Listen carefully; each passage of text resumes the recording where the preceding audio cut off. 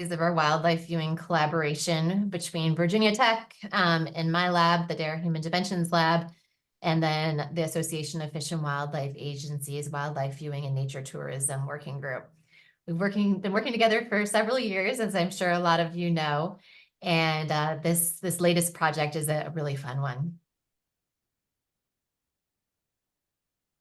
Okay, so let me cover what we're going to do today. So first, we're going to talk really briefly about the initial survey that we conducted of wildlife viewers and give you just a few brief highlights from that from anyone who hasn't seen our full presentation on it or needs a refresher. And we'll also share where you can find out more about that initial survey that we did. Then we're going to spend some time talking about the wildlife viewing community of practice, where we brought together wildlife viewing professionals, our co-presenters on the presentation today, and they're going to be sharing a bit more later in the presentation about their actual work. Then Emily's going to officially release our website that we've worked on with them and show you all some videos as if you were scrolling through the website, so you get a sense of what's there. And then lastly, we will have Carrie, Alex, Mary, and Shelley give presentations about their portions of the website that talk about their projects that they've created for their states. So we always like to start with what's wildlife viewing. We use the same definition as the Department of Interior has for the wildlife viewing research that's been conducted by U.S. Fish and Wildlife Service and others. So it's closely observing, feeding, and photographing wildlife, visiting parks or natural areas to observe, feed, or photograph wildlife, and maintaining plantings and natural areas for the benefit of wildlife. And in all of these cases, it needed to be viewing wildlife purposefully for that role, as opposed to just incidentally seeing wildlife. So our goal with this nationwide survey was to better understand wildlife viewers and how to connect with them, particularly how state agencies can connect with them. But if you're not from a state agency, we still think that a lot of these insights will be valuable to you. So this research was conducted using an online survey panel where people who have signed up to take surveys for a small payment can respond to surveys if they meet the criteria. And we had individuals from the 4 different Association of Fish and Wildlife Agency regions: the West, Midwest, Northeast, and Southeast. And since some states overlap in multiple regions, you can see how we defined that for our research. It ultimately resulted in this very extensive report that Emily was the lead author on. You can check out that report either with the QR code here, or we'll also provide you with the link in a follow-up email. A great place to start if you want to learn more about wildlife viewers. All right, so we're just going to highlight a few things here. The report's huge, but a few things for you to know. This is how the breakdown plays out for how people participate in wildlife viewing. Feeding wild birds is the most common way across most of the regions. There's only one region where it's not quite as high, and that's in the West, but it's still the top type of participation in wildlife viewing, followed by visiting parks and natural areas for wildlife. And then you can see how everything breaks out beyond that. Maintaining plantings and natural areas is the lowest. Okay, so who did we have participate? We followed the 2016 insights on gender, age, and education for wildlife viewers from the National Survey of Fishing, Hunting, and Wildlife Associated Recreation. And that's because using a panel survey is more of a probabilistic sampling approach. And so we needed to define it based on some quotas. So that's who we had in our response panel. There wasn't adequate information on race and ethnicity, though. So race and ethnicity just shook out on its own. We will say that the numbers were pretty stark. Of our respondents, only 18% were Black, Indigenous, and people of color, compared to Americans, which are 38% Black, Indigenous, and people of color. And this is pretty consistent with other research that similarly shows that participation in wildlife viewing and wildlife recreation in general is not representative of the ethno-racial composition of the U.S. Okay, top thing to view was birds in line with bird feeding, and then followed closely by land mammals. This varies a little bit by region, and if you're interested in seeing the regional variability, you can check out the report.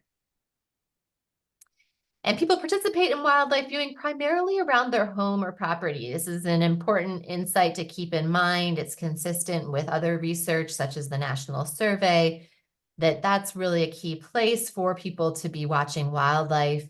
But they still, about 50% of them said that they also participate on state managed lands. We didn't separate out what type of state managed land since we expected that people probably weren't fully aware of what type. Okay, in terms of skills of wildlife viewers, this is a really important insight for you to keep in mind. You'll see it plays out in the work of some of the states that you'll hear about today.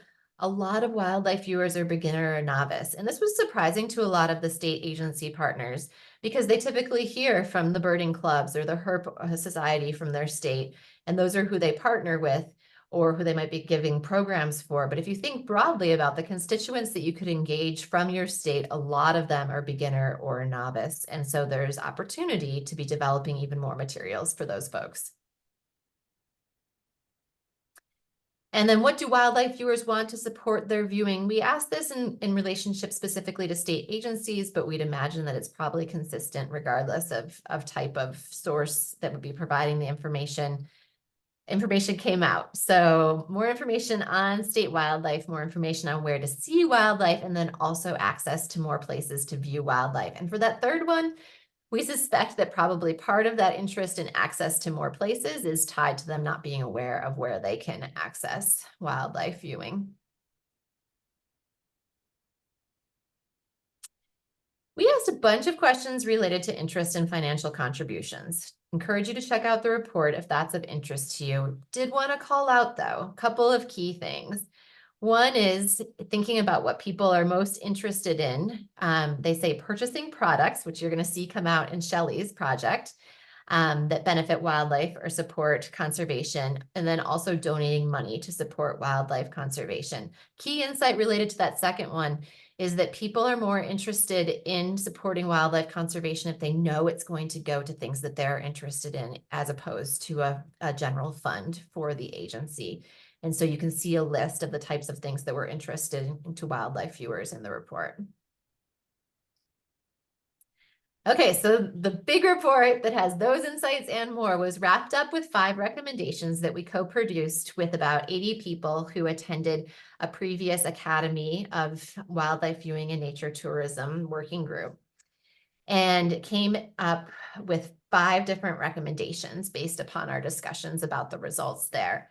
One is developing programs for and engaging with wildlife viewers, especially in line with those demographics and characteristics that we've noted from our research. 2, broadening the constituency of wildlife viewers in the state, focusing on groups that may be underserved. And you'll hear from Alex about some work related to that, as well as Carrie.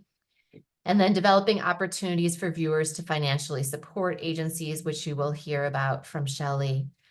And then we also heard really loud and clear that folks were interested in more support from us in helping implement the results so that they could make sure that as they implemented the results, they were fully grasping what was in the report and what had been found in the research. So that's where we're going to pick up here. Emily's going to talk about how we developed a community of practice with additional multi-state grant funding so that we could continue to work with the state agencies on implementing the results from the initial survey.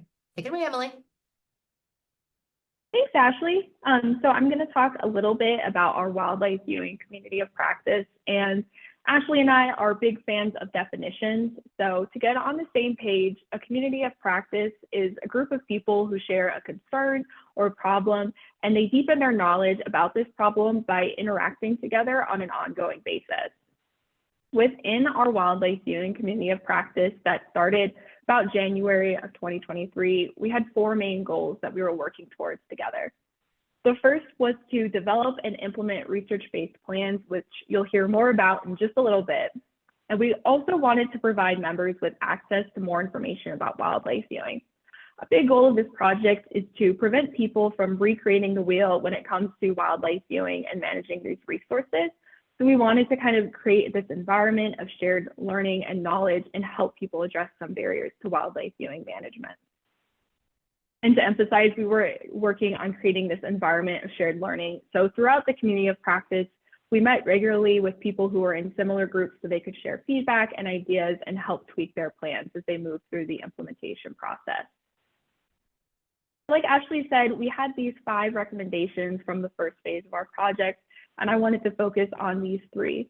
So the following agencies joined this community of practice last year, and we've been working together for about a year to develop and implement a vast variety of wildlife viewing plans that touch on these 3 research-based recommendations from the report. On the Virginia Tech side, myself and Ashley Dayer facilitated this community of practice, as well as Dr. Kelly Langens and Christy Potocki, who's a fellow PhD student with me. In this community of practice, we met monthly, primarily on Zoom, to talk about our plans and share knowledge. We held one in-person planning workshop in Fort Collins, Colorado last summer, which is where the pictures come from today. Our main goal, like we said, was to develop these wildlife viewing plans. So we created a template for the participants that they were able to download and modify to make fit their agency and their project. We were really focused on developing these peer and researcher insights for plan implementation and evaluation.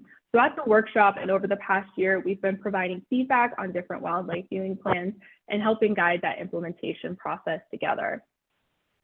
A big component of the community of practice has been sharing challenges and lessons learned. You'll hear later, but not everything goes perfectly according to plan, and we learned a lot about how to make those adjustments in this COP together. Finally, one of the biggest activities that we're excited to share with you today is the creation of a wildlife viewing website. So if you have your phone and want to scan this QR code or visit viewing.fishwild.bp.edu, we're just going to share a little overview of this wildlife viewing website and some of the tools on there you can access. I'll give you just a moment if you want to scan the QR code and follow along. So our website right now has 3 main pages. We want to share wildlife viewing research, so compiling the work Virginia Tech has been doing with wildlife viewing. We also wanted to share resources about wildlife viewing that anyone can download and use as inspiration or templates as they plan for wildlife viewing, and highlight all of the great work done by our community of practice participants in a story map. The first component of the website I wanted to show you is the research page. So this research page has the wildlife viewing report that we conducted in 2021-2022. You can visit this website, download the report, or if you're a more visual person, you could check out our webinar on YouTube. And the report's a little scary. It's got great information, but it's about 300 pages long. So we've also been developing research handouts that are just about 1 to 2 pages. And this shares key findings about certain aspects of the report, like conservation behaviors, or place-based, like understanding wildlife viewers in the Southeast. These are all available to download on print, or you can read and share along with other people. We also have a wildlife viewing literature review on the website. This literature review is just an overview of everything that was kind of published in the peer literature academic journal articles about wildlife viewing. And it's a great place to start if you want to learn a little bit more about the demographics and behaviors of wildlife viewing. Another component of our research page is a summary of all the work we've done with 15 different states in the US to have their own wildlife viewing report and webinar. So if you see your state up here, you can check it out and learn a little bit more about wildlife viewers. And the research page concludes with a summary of the work that Dayer Lab did with Virginia Department of Wildlife Resources, and contains focus groups and surveys of all wildlife-related recreationists in Virginia. We also have a story map, and if you visit the story map, be sure to give it a couple moments to load because we do have lots of info on there. On the story map, you can scroll down and see all of the members of our community of practice, and you can click on the state or the icon on the map, and you'll see a little summary of everything they did in that wildlife viewing plan, their accomplishments and activities. We've also hyperlinked resources related to the plan. So if you're interested in maybe seeing a plan someone did, or if there's maybe a focus group guide or something, you can check out that story map and then download the resources to review further. A final component of this website is the resources page. And at that top front and center is the wildlife viewing plan template. So anyone can go and click on the link. It takes you to a Google Doc that you can download and modify, and you can start your own wildlife viewing plan today that will look just like what everyone's been doing in the community of practice. And our community of practice participants have also worked over the last year to compile these resources related to wildlife viewing. The first is ethical wildlife viewing. We heard from our state agency partners that there's lots of concern about making sure people are viewing wildlife safely, we're not damaging habitat, we're at a good distance. That's a great page to start for that. There's also kind of that beginner tailored wildlife viewing information. So if you want to learn a little bit more about the how to view wildlife and see how other states are approaching it, that's a great spot to check out. We also have some general information about wildlife. We know wildlife viewers are really interested in that. And so we've got some resources on there, like some really beautiful pocket guides from Idaho that are a great example of how to share information about wildlife with the public. Our final resource is just kind of related to programs or activities with wildlife viewers. So if you're interested in promoting backyard habitat for wildlife, you can start there and check it out. And with that, I'm excited to introduce Alex, our first of 4 speakers today, who will be talking about the plan in South Carolina. We have 4 speakers, and after each speaker, we're just going to roll straight to the next, and we're going to do one big question and answer at the end of the presentation. And with that, you can take it away, Alex. Thank you very much, Emily. Well, my name is Alex Pedraza. I am with the South Carolina Department of Natural Resources, and we wanted to join the community of practice for 2 main reasons. One of them was to being able to implement the outreach approaches based on the findings from the wildlife survey. And we also wanted to be able to learn from other states and also being able to share our own story related to the community of practice. Next slide. So in South Carolina, we don't really have dedicated resources for wildlife viewing, but we have my program, which is specific to underrepresented audiences. And oftentimes in some of the programs I offer, I do some nature outings and some other programs that connect those audiences with the outdoors. And based on other resources that we had in-house, we decided that the best thing we could do to try to provide more information about wildlife viewing was to develop story maps. And there are actually 2 story maps because one is in English and the other one is in Spanish. And each of them are going to be connected to 2 different landing pages, one in English, one in Spanish. And that way we are going to be able to provide the wildlife viewing information to broader audiences, including the Latinx individuals. Next. So based on some of the recommendations from the South Carolina Wildlife Survey, again, we wanted to emphasize providing information and access about wildlife viewing. We wanted to kind of promote that around the home viewing opportunities, and also try to see from this project if we could develop some kind of social support networks for wildlife viewers. Also, with this kind of project, we were probably going to be able to address some other findings from a different study, but that had similar implications in terms of communicating with our Hispanic audiences. So one of them was to continue to communicate in Spanish with those audiences. Also being able to market through ethnic social media outlets. So developing a story map on website is ideal for this. And also perhaps being able to share this information with some Hispanic or Latino leaders. And then information about fauna and flora that many of the survey respondents talk about, and potentially some bilingual signage later on when we maybe develop some QR codes at these properties or something like that. So what have we accomplished so far, and what are some of the lessons that we learned? We were able to identify 10 properties for DNR where we thought that it would be ideal to promote wildlife viewing.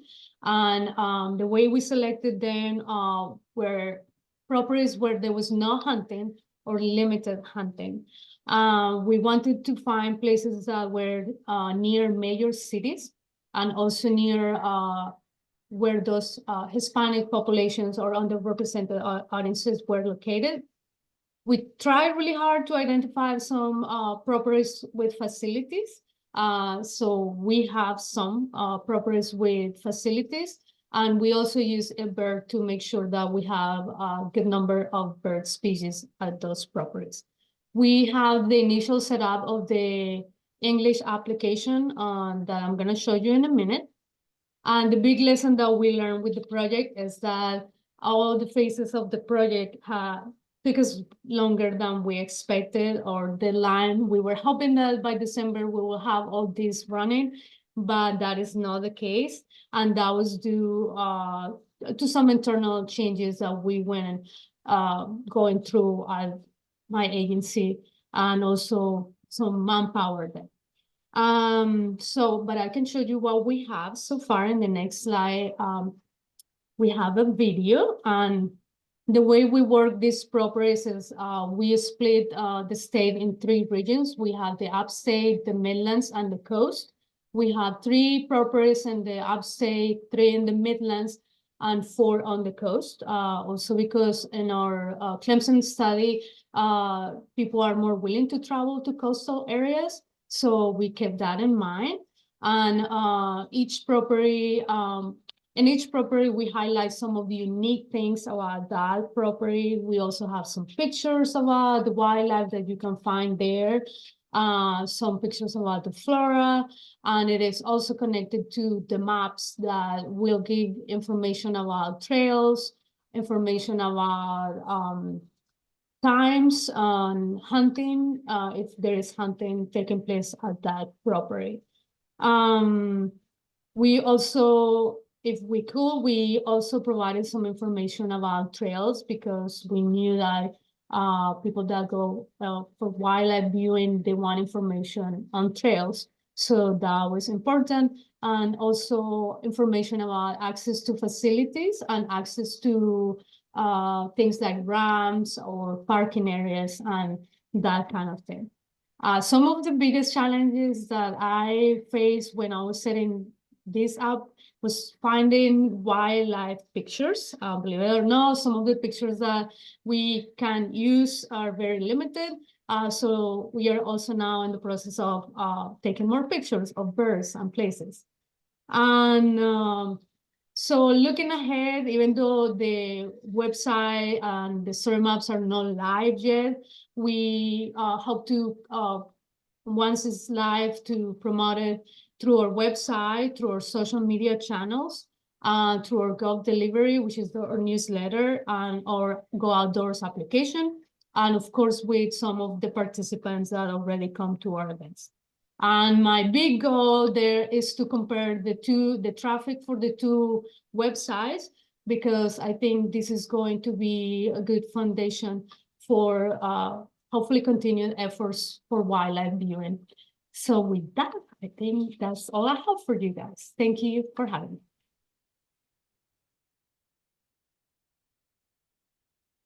Well, hello, everyone from a very snowy Denver, Colorado.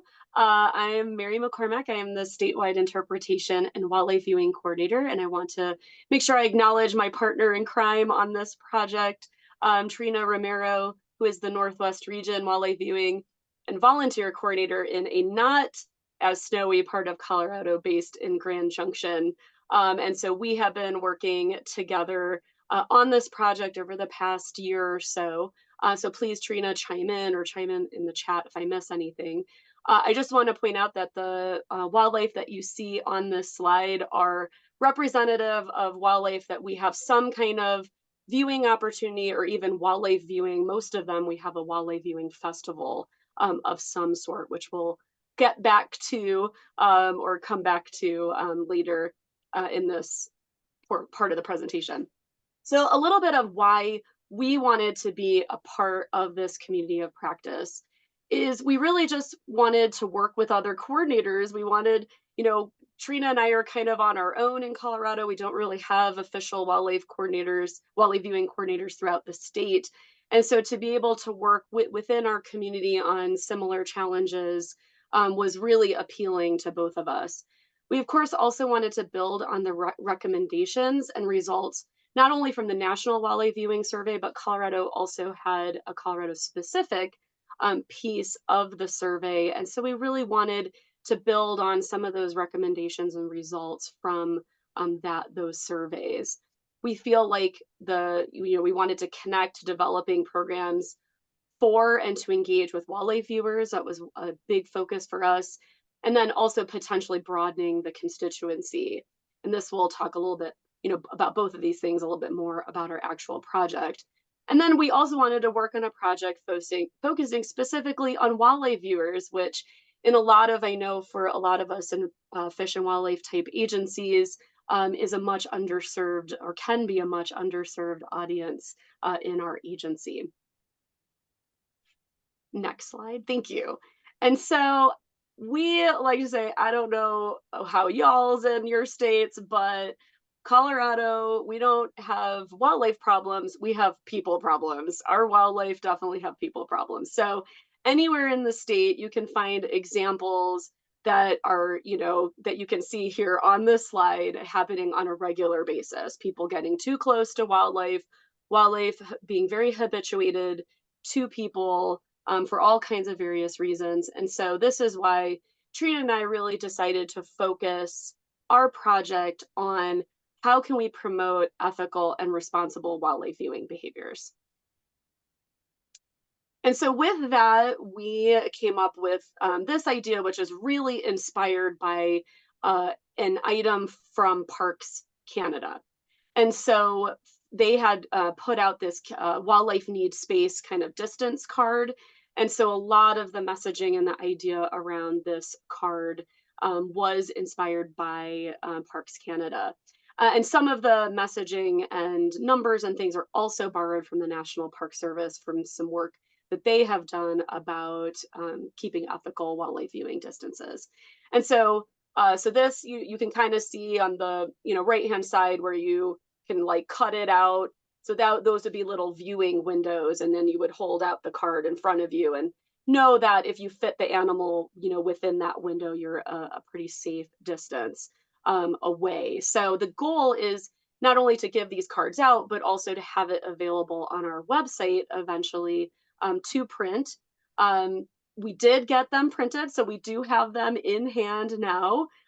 We started giving them out at the Garden of the Gods Bighorn Sheep Festival, which was in mid-February. That was the first festival we launched. So that was kind of our goal, was to have these at wildlife viewing festivals. Like, how can we engage our current audience? How can we promote this ethical wildlife viewing? Let's bring these to wildlife viewing festivals. We have these, you can see in the cards, they're both English and Spanish, which is really great, since that's our, next biggest audience here. So to have it in multilingual, I think, is something really important to us. And it is the size of a playing card. So it's something that can fit very easily in people's pockets. And really, honestly, it's mostly just promoting the concept of this that is important to us. The final piece is we are hoping to have kind of a social media component where people will show us using the card, so we can have some good examples of people promoting these the proper behaviors and that sort of thing.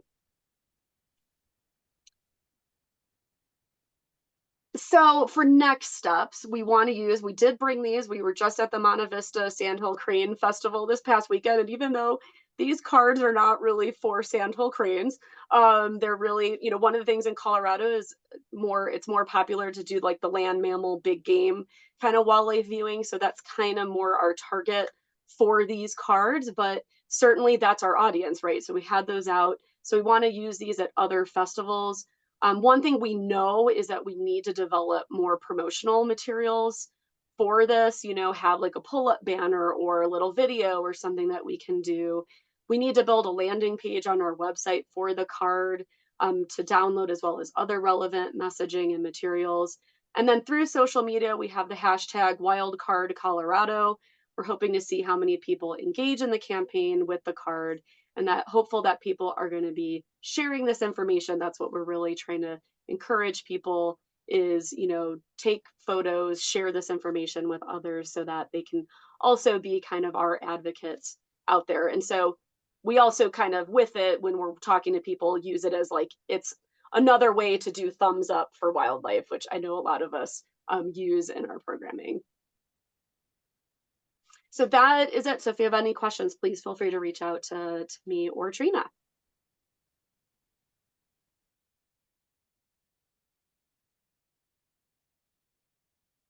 Awesome. Thanks, Mary. So I'm Carrie, and I'm from the Yukon, and one of my goals of participating in this community of practice was to address the goal of diversifying your audience. And specifically, the language that was used was reaching a BIPOC audiences. And I just hopped on that and went, yeah, sure. And since then, I've actually learned that BIPOC is quite an American term. And when I mentioned it up here that I'm working on this project, a lot of people didn't know what I was talking about or had never heard that term. And that's fine. I sort of said, whatever, it's supposed to sort of capture visible minorities. But one of the things that I've learned going through this is I'm not going to speak on the American experience with Indigenous populations, but grouping Indigenous people with visible minorities in Canada presented a whole different set of challenges. And the reasons that they aren't being reached by our programs or are not engaged are very different than new Canadians or people who might have other barriers. So that's just an interesting sort of thing that I teased out doing this project. Basically, just moving ahead, we noticed we have this big birding festival at Swan Haven, and we noticed an increase in diversity of people attending Swan Haven and visiting the center. And in a small town, in a small jurisdiction like ourselves, it really stands out when folks were showing up like that. But there wasn't an increase in participation. So while they were visiting the center and they were experiencing that, we weren't seeing that translate into an increase in diversity at actually signing up and participating in our programming. So we decided to hop on this project, and the first step was to survey folks and find out why they were, we can find out why they were coming to Swan Haven, how they found out about that, and conduct some focus groups, and basically identify maybe why they were attending Swan Haven but not participating in other programs. And as all well-intentioned things, this did not happen last season. However, we do have a survey ready to go for this season, so I'm hoping to collect some of that data. We've also been trying to reach out and make connections with different communities. We have a huge Filipino population here, and working with the Yukon Multicultural Association and ESL classes to increase engagement and make sure they're aware of our programming.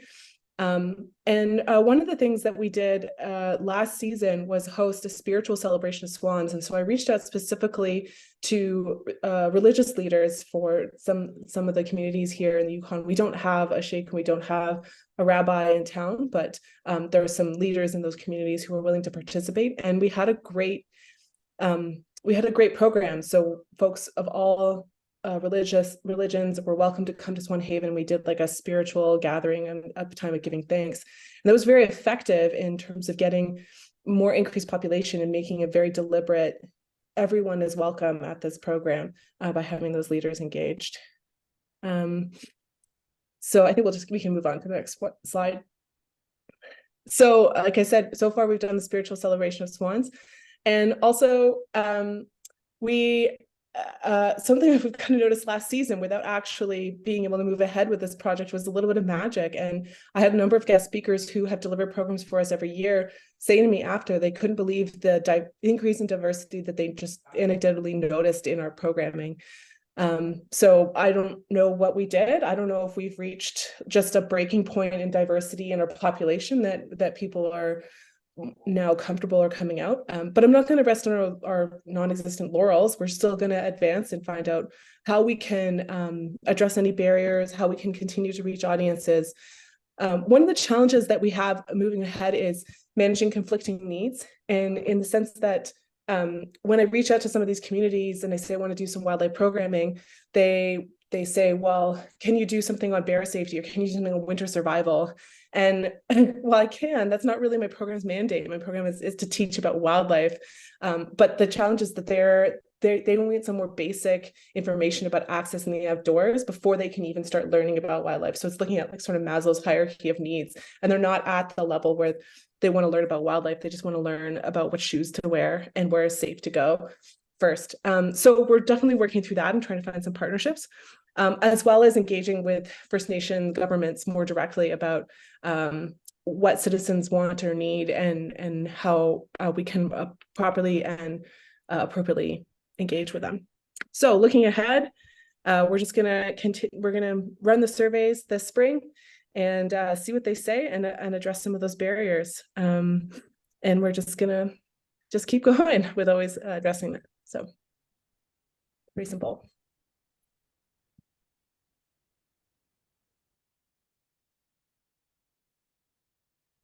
Sorry, my volume wasn't working. I'm Shelley Plant. I'm with Texas Parks and Wildlife Department, and happy to talk about the project we're working on right now. Next, yeah. So first off, why were we really wanting to be a part of the community practice? And much like the others have said, we're wanting to engage wildlife viewers, but on my particular project, I was also looking for ways to generate revenue. There's a lot of talk about fishing, hunting, and angling, always committing funds to our agency's resources, but wildlife viewers aren't. And so I wanted to figure out ways that they could, and we could start having a different conversation. So we want to engage, Texans want to engage in outdoor recreation, and we have resources for them, but we lack funding to support those programs outside of our state parks. And then I am the one person at the agency that is tasked with wildlife viewing outside of state parks. So it's one for a very large state. So we need to find a solution so that we could reach viewers, raise awareness on the programs we already have, and then raise funds to support those programs so that we can engage with even more viewers. They're here, they're over 50% of our Texas population. They just don't know about us as their resource. So I want to kind of change that narrative. And so far, all of my programs for the past 28 years have relied on sponsorship dollars mainly, and that's not a sustainable funding mechanism. So I wanted to find a different funding mechanism in case my sponsorships go away. Next. We're looking specifically at an online store. It seemed to check all the boxes for what we're looking for. Provides opportunity for viewers to purchase items that fund programs they care about. Like Ashley said previously, that was important to wildlife viewers. We learned we also want to improve program awareness through brand recognition. If we're starting to have merchandise out there in the field on people talking about wildlife trails, people might ask, what are the wildlife trails, instead of not realizing that we have wildlife trails. And we wanted to raise funds to help just enable that program development and management. And while I may not be able to get another FTE, another person like me on staff, maybe I could hire interns or contractors that could help me with some of my bandwidth issues. And then we'd better be able to serve these wildlife viewers who make up 51% of all Texans as a result of the survey that just came out in the fall. We learned that. So next. So long-term, we really want to increase recognition and awareness of the programs we have available. We have great programs. We have Texas Paddling Trails, Great Texas Wildlife Trails, Great Texas Birding Classic. We have lots of ways for people to engage. They just don't know about them because we don't have funds to promote them. And then we want to connect wildlife viewers with what Parks and Wildlife does in new and meaningful ways. We don't want to just be known as the law enforcement leg of wildlife or the hook and bullet leg of wildlife. We do a lot of things at our agency. People just aren't aware. So on the short term, we will want to raise those funds so that we can support nature tourism in our programs, that we can create better access to those materials and merchandise. We think people wanting to know where to go isn't a matter of there not being enough places, but maybe not enough promotion of where to find those places, which we do have resources for that. And give viewers an opportunity to purchase items that fund things that they care about, knowing it's not going into a general fund, but it's actually funding the programs they care about. And then we want to create a marketing and communication plan so that this is successful. So next. So what have we done? The things in bold are what we've done already. We've discussed the project with key staff. I met with legal. I met with our financial resources people. We have legislative funding authorities for certain things and not for others. We can't sell merchandise but our foundation can raise money for us however they like, and that includes merchandise sales. So we're looking at a model that partners with our foundation, hopefully. We started developing some key pieces, what a storefront would look like, what merchandise might look like. I took that very long 18-page working plan that we created as part of the community of practice and made a one-pager. That is now going through the ladder up to management and leadership so that hopefully we can move on to meeting with our foundation.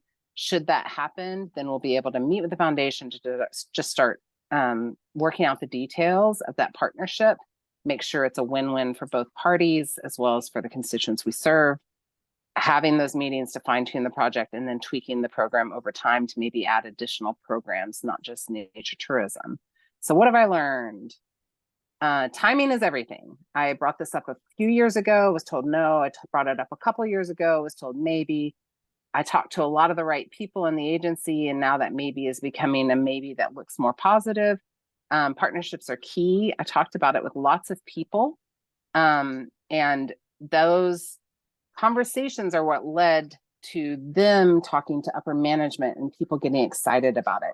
You never know who the key to the project is moving forward. So I find being open and transparent a really great way to keep those doors open.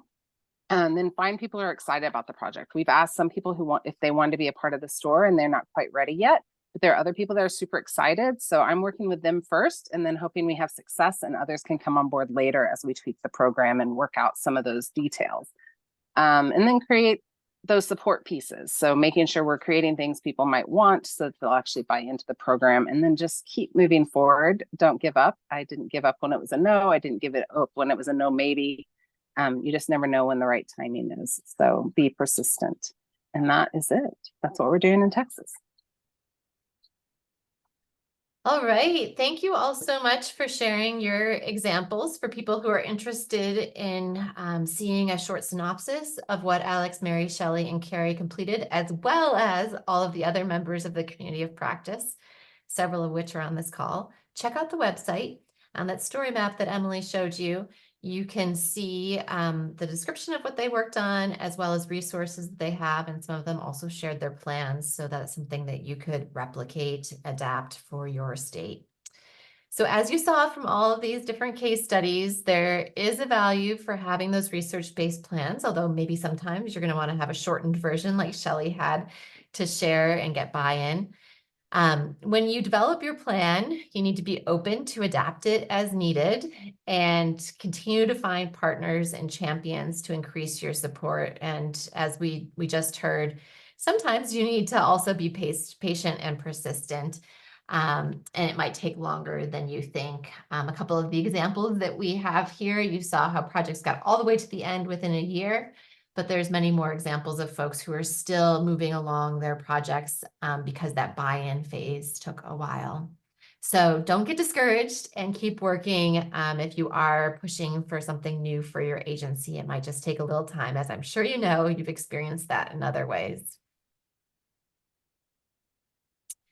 So that's it for what we have planned for today. We now have plenty of time for questions, so start thinking about those as I just briefly thank our other collaborators, and in particular, of course, the survey participants who we originally heard from, so we got those insights about wildlife viewers, the folks that we've worked with at Virginia Tech, who've helped us create these reports, these resources, who've helped facilitate the community of practice, all of the members of the community of practice, 20-some people from state fish and wildlife agencies, and also the U.S. Fish and Wildlife Service for their multi-state conservation grant that funded our initial report, and then the community of practice, and is now supporting an additional project where we're working to better understand how state agencies can support disabled wildlife viewers. So stay tuned to learn more about that as well. All right, so you're welcome to raise your hand, or you can put a question in the chat, and they can be questions about the website. They can be questions about the wildlife viewing research that we've done. They can be questions for Alex, Mary, Shelley, and Carrie about their experience. Anything that would be helpful for you to hear about before we wrap up.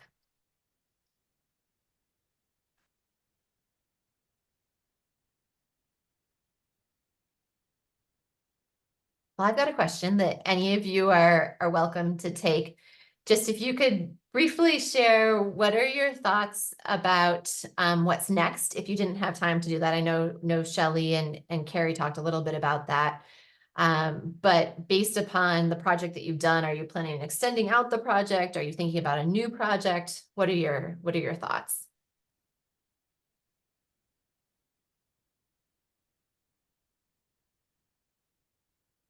Mary's going to be taking her hand out to a bunch of additional events. Anything that anyone wants to share about what they're going to be working on next? In the chat, Kelsey said that they submitted Wisconsin COP project, which is also working about financial contributions for the 2025 to 2027 budget. So that's really exciting. Awesome. Way to go, Kelsey. Great to hear that that's coming through, and hopefully that works out for you. Way to also be patient and persistent. I see, Carrie, you're off mute. Do you want to share a little bit about what you're thinking of? Yeah, just a specific thing is that we have a summer student returning for her second season, and she's Filipina, and we talked about it a lot last year, and she's really excited to run like a learn to hike day specifically targeting the Filipino community, and she's got insight into that, and just like it's going to help us craft that to be what they need in terms of like, I know it's not directly wildlife viewing, but we're just going to address the barrier head on and say, well, if you want to go outside, here's some things that you should know about. Great. Yeah, and I think that's a really important insight that you heard, is that people's interests are more on the level of how do we get outdoors? How do we do outdoor recreation? And that could eventually lead to wildlife viewing, but that's an important first step. I'll share something. It's not necessarily related specifically to this project, but we know that from the around the home viewers and wanting to reach that population, we do have an app at some of our that we have that is you can use at some of our sites, but you can also do it at home. It's called Agents of Discovery, and so we're talking about building a wildlife viewing around the home that people could do, and it's just like it's a augmented reality app that people could just do at home. So that's something that we're going to be hopefully working on to complement everything that we're doing here. That's great to hear, Mary. And certainly when you have that, let us know, because we can put it on the resources page for other people to see. But that's a nice way to think about how to get folks engaged and have the support around the home and be able to reach a lot of people really easily in the place where they are. Hopefully, yes. Creating an app always sounds like it's so much easier than it actually is. I've heard many of you talk about that at the Nature Tourism Academy. I was just going to add about the plan. So my plan was long, but it's what's needed if you're an organization that wants to do a project like mine. Like, I think it takes you through all the bits and pieces and questions, but I did learn know your audience, because I was sharing it with my supervisors initially, just to let them know what I'd been working on this year, without the caveat that this was a planning document for someone like me wanting to do a program like this. And they kind of had this, oh my gosh, this is a lot, Shelley. And I was like, it made me think, no, if this moves up, this would become a 1 to 2 pager that we move up with. This is just how we do it. And it made me realize I needed to be really clear when sharing the full plan of what the purpose of that plan was, so I didn't unintentionally scare anyone off and make a no happen before I'd even asked for a yes or a maybe. And then secondly, when I did the 1 to 2 pager, having some graphics that showed what I wanted to do was really, really helpful, because I think people see things differently. Some people like bullets, some people like visuals. But then a request that came from senior management while they were reviewing it is they wanted to know what the ROI was. So I had actually done spreadsheets to kind of figure out how much money I would bring in per item, and plugged in like square fees and credit card fees and picking fees and shipping fees. And like, if we charge this, how much would actually come back to us as net? And so I was able to kind of condense that down to a simplified 1 pager for them as well. So just knowing all the answers to the potential questions, and then having a way to make that very compact and readable and not too much data, I learned was really, really important to try to keep moving forward. Yeah, that's a great insight, Shelley. Well, some people might look at your plan and be like, wow, you're so organized. You totally know what you're doing. Of course, I'm going to say yes. Others will look at it and say, this is too much. You can't take on something because you've got all that detail. I like that insight. I'd like to ask folks who are on the call to please click on the link that Emily just put in the chat for a really short feedback survey, like 2 to 3 minutes, we promise, about today's webinar. It's important for us to be able to report to our funder. They'd like us to be able to evaluate and say this is what people got out of the webinar, what they would like to see in addition. And I see Mary sharing her dreams of having an online store. I think a lot of people are watching Shelley's experience and have also looked at what Florida has done in hopes of doing something similar as well. And yeah, it's going to be really interesting to see if the findings play out that people say they want to purchase goods that have a good environmental cause or wildlife conservation cause as the focus of funding. Any other questions or thoughts? Otherwise, folks can just give us a little bit of feedback on that survey.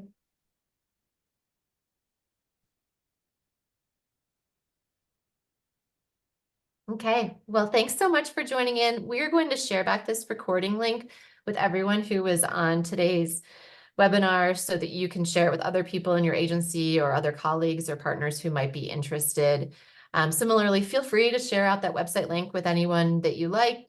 And feel free to also reach out to Emily at any point if there's anything that you find on there that's not working. We hope not, but we sure there is, because that's what happens with new websites. And also if you decide to use it in any way that you think would be helpful for us to hear about. And yeah, we look forward to any other feedback that you have or any ways that you think you might be using this information on that short survey. Thanks, everybody. Great working with you as always. Thank you. Bye, everyone. Bye.